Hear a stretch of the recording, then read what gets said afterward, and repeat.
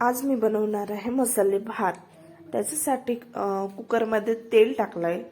तेलामध्ये जिरं टाकायचं, जिरं तडतडू द्यायचं। जिरं तडतडल्यानंतर त्याच्यामध्ये कांदा टाकायचा आणि कांदा हा लाल होईपर्यंत परतून घ्यायचा। तर कांदा लाल होईपर्यंत मी परतून घेतलेला आहे, तुम्ही बघू शकता। मस्तपैकी विदर्भ स्टाईल मी मसाले भात बनवणार आहे। तर कांदा लाल झालाय, त्याच्यामध्ये टोमॅटो टाकून घ्यायचे आणि टोमॅटो मऊसूद होईपर्यंत त्याला पण परतून घ्यायचं, म्हणजे त्याच्या फोडी अशा भातामध्ये दिसणार नाही।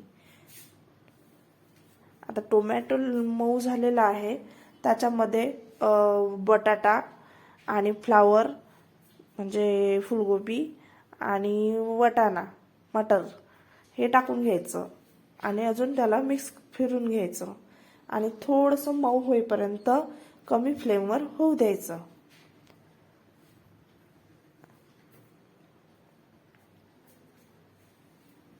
आणि त्याला फिरवत राहायचं।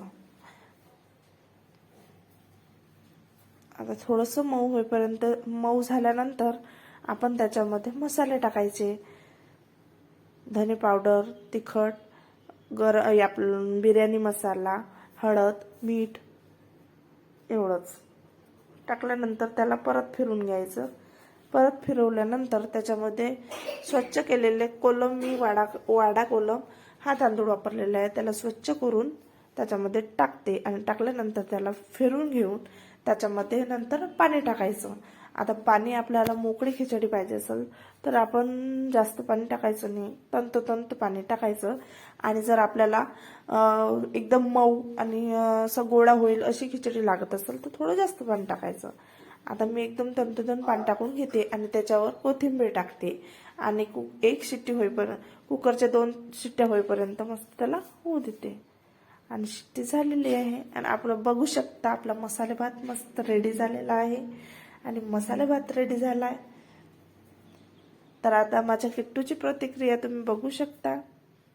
चला तर मग बघू आमच्या किट्टू काय म्हणते, मम्मा कसा झालाय मसाले भात।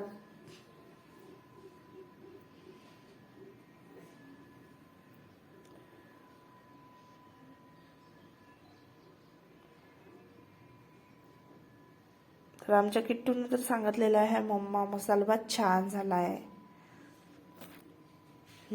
छान झालेला आहे।